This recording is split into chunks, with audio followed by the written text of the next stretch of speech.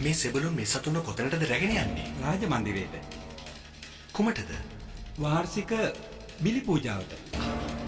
බිලි පූජාවට?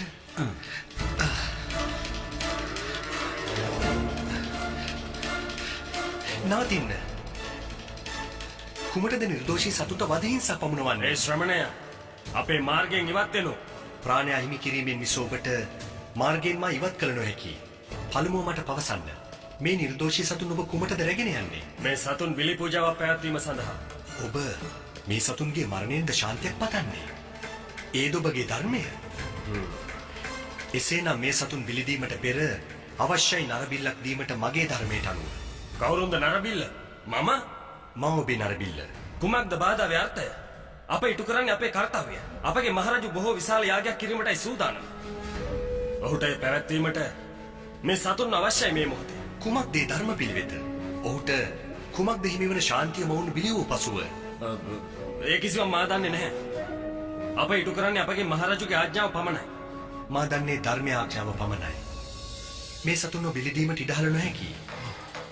වහාම ඔබ පවසන්න ඔබේ මහරජුට බිලි පූජාවට යොමු කරන සතුන් එක තපස්වරයෙක් වළකන බව. නුඹ අපගේ මහරජුට එසේ පවසා සිටියේ? නැහැ. මා පැවසුවේ මානව ධර්මයට අනුකූලව. අපගේ මහරජුගේ ආඥාව හේතුවෙන් ශ්‍රමණෙක් නුඹ ගැලවුණා. එසේ නොවන්නට මේ වන විටත් නුඹ මා අතින් හිස සිඳගෙන අවසන්. ඔබට කළ හැකිය.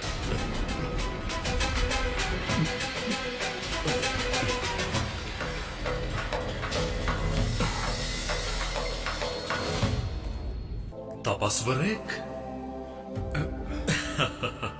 ඒ පුවතද ගෙනාවේ? මහරජුන් ඔහු අපගේ මාර්ගය අවහිර කළා. කෙසේවත්ම ඒ සතුන් මැරීමට නොදෙන බව පැවසුවා. මෙය මගධ නරේෂ් බිම්බිසාරයන්ගේ රාජ්‍ය. කිසිදු බියක් නොමැතිව කවරෙක් දෙසේ පැවසුවේ. ඔහු කිසිවකට බිය නැහැ මහරජුනි. අඩුම තරමින් ඔහුගේ මරණයටවත් මා හොඳින් පැවසුවා. රෞද්‍ර ස්වරයෙන් ගර්ජනය කළා. නමුත් ඊට ඔහුගේ පිළිතුර වුණේ පළමුව තමාව බිලිදී සතුන්ව දෙවනුව බිලිදිය යුතු බව. එතරම් ධෛර්යයක්? එසේනම් ඔහුව හම්බවීම අවශ්‍යයි. සියලු වැසියන් දකීවි මගධ නරේෂ් බිම්බිසාරයන්ට එරෙහි වූ තපස්වරයෙකුට අත් වූ ඉරණම. මහරජුනි, හිසයි සිඳලිය යුතු.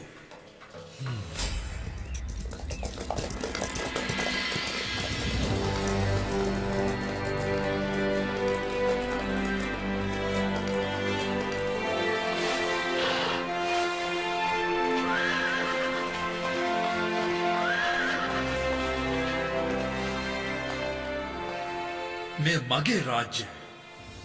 මෙහි පවතින්නේ මගේ අනසක. අසංඛ්‍යක් රාජ්‍ය බිහි වී අසංඛ්‍යක් රාජ්‍ය බිඳී ගියා. හටගත් සියල්ලක්ම අවසානයේ වෙනසුණා.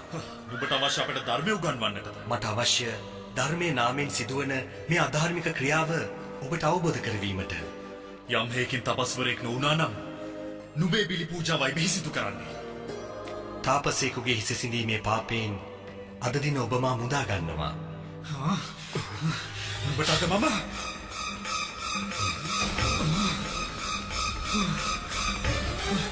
මහරජ බිම්බිසාර,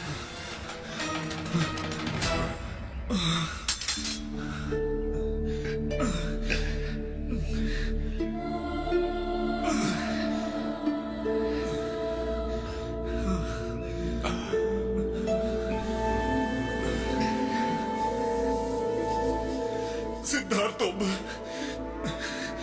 තපස්වරයෙක්. කෙතරම් පාපයක්ද සිදුවන්නට ගියේ? ඔබ රැකිය යුතු මගේ ජීවිතය පමණක් නොවේ. ඔවුන්ගේ ජීවිත නැසීමත් පාපයක්. කොතරම් අසරණ දෝ.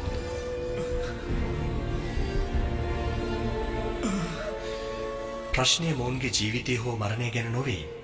ප්‍රශ්නය ජීවිතය සහ මරණය අතර චක්‍රයෙන් මිදෙන මාර්ගයක් සෙවීමයි.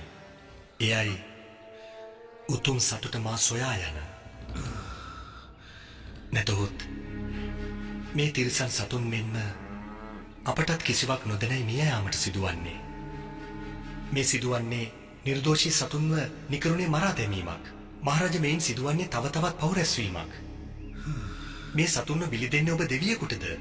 හීන දීන ලාමක යක්ෂයෙකුටද?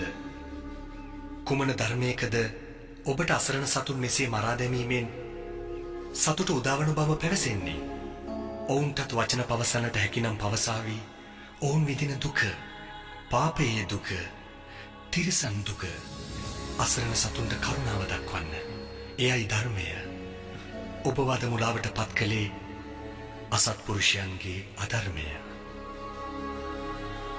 අද මගේ මිත්‍රයා මා අන්ධකාරයෙන් මුදාගත්තා.